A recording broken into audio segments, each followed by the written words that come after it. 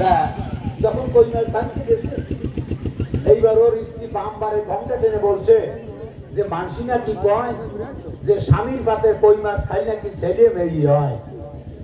তো ভদ্রলোক মনে মনে চিন্তা করে 12 বছর বিয়ে কেমন করে, তা আমার দ্বারা তো ছেলে মেয়ে হলো না, যদি কই মাছের দিদি ফেরতালি দিই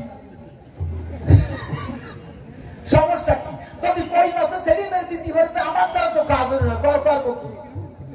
দেখুন মনে মনে চিন্তা করছে এক পিঠ ধুয়ে যাই আর এক পিঠ খাইয়ে যাই, উল্টাইয়ে যাই আর এক পিঠ ভাঙতে গেছে। এইবার ওই ভদ্র মহিলা বলছে ডাইনবারে ঘন্টা টেনে যে ওইবারই রাঙা দিদি কয় যে ভাঙা চুলো খালি বলে কানা খোড়াও। আর সাইকেল গাই কেমন মনে করে এই যে বাবু রক্ষা পাবি গরুর কৃপায়, রক্ষা পাবি রক্ষা পাবি গরুর কৃপায়, হলে সরল সোজা।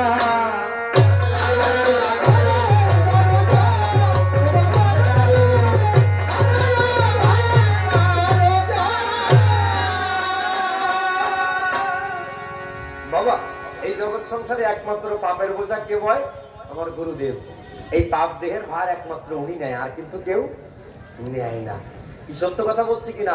ওই যে তারক ঘোষের কাহিনী তো আপনারা জানেন নাকি? লক্ষ্মী বাসা লোহাগাড়ায় তারক ঘোষের কথা জানেন না? ওনার গ্রামে, পাশের গ্রামে একটা পুকুর খনন করতে গিয়ে বড় একটা ব্যাঙ পেয়েছিল, ওই ব্যাঙের গায়ে সেটও লাগানো ছিল নাকি? তাই তো তারক গোসাই যখন গেল সবাই ডাকতে বলেছিল এই প্রশ্নের জবাবপত্র তারক গোসাই দিতে পারবে, আর কারো দেওয়ার কায়দা নাই। তারক গোসাই ডাকতে বলেছিল ওরে এই যে সেটগুলো দেখছিস প্রত্যেকটা হচ্ছে শিষ্য, আর এই ব্যাংকটা কি জানিস এ হচ্ছে একজন অসৎ গুরু, ও শিষ্যের দেহের ভাগ নিয়েছে কিন্তু বাবা মুক্তি করাতে পারে নাই, তাই আজকে কর্মদোষে ও কি হয়েছে, ও ব্যাং হয়েছে, আর ওর শিষ্যগুলো সেটে হয়ে ওর গায়ে লেগে আছে। কি তাহলে কথার সঙ্গে মিলে গেল না? এই পাপ দেহের বোঝা একমাত্র আমার গুরুদেব বহন করে। বাবা এই এক একটা গানের যদি ব্যাখ্যা করা হয় কবি গান কিন্তু 7 দিন গাওয়া যায়। যাক ওই দিকে আর যাবো না, এখানে থাকলাম। এবার প্রশ্নের দিকে আবার একটু যাই। ডাকতে বলছে তুমি আমার কথা লবে? এরপরে প্রশ্ন হলো কি, নিত্যানন্দ পূর্ণ কুম্ভ কোন কায়দায় হয়? বাবা আগে আমাদের বুঝতে হবে নিতাই আর গৌর দুটি ভাই নাকি? নিতাই, আচ্ছা নিতাইয়ের নামটা নিতাই হলো কেন?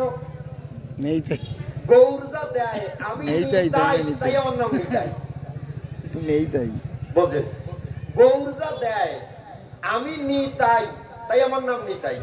অর্থাৎ প্রভু কৃপা করে আমাকে যা দেয় আমি ধারণ করি, তাই আমার নাম নিতাই। আচ্ছা বাবা ডাক দিয়ে বলছে 7টা সন্তান জন্ম দিয়ে কেমন করে পূর্ণ কুম্ভ হয়? হ্যাঁ আমি দেবো তার সত্য পরিচয়, সন্তান জন্ম দিলে কখনো পুণ্যত্ব কমে না। সন্তান জন্ম দিলে কখনো পুণ্যত্ব কমে না। শাস্ত্রে বলছে পুত্রার্থে ক্রিয়াতে ভার্যা, সন্তান কামনায় নারীর কাছে গেলে পিতৃধন খরণ হলে অন্তরে করি ধারণা, ওতে তার পুণ্যত্ব কমে না। কিন্তু যদি কোনো ব্যক্তি জানাই দিয়ে কাব্যের উক্তি নিজের কামনা চরিতার্থ করবার জন্য স্ত্রীর কাছে যায়, তার পিতৃসত্তা যদি খরণ হয় ওটাতে তার পুণ্যত্ব নষ্ট হয়ে যায়। এটা আমার কথা না কিন্তু বাবা, বুঝতে পারছেন? এটা কিন্তু আমার কথা না, সাধকের কথা। সন্তান কামনায় নারীর কাছে গেলে সেই কথা বলি খুলে, কখনো পিতৃধন খরণ হলে ওতে পুণ্যত্ব কমে না। পুণ্যত্ব কমবে কখন? আমার নিজের কামনায় চরিতার্থ করবার জন্য যদি নারীর কাছে যাই তখন পুণ্যত্ব শেষ হয়ে যায়। যেমন চৈতন্য চরিতামৃতে বলছে আত্ম ইন্দ্রিয় প্রীতিভাংসা তাকে বলে কাম,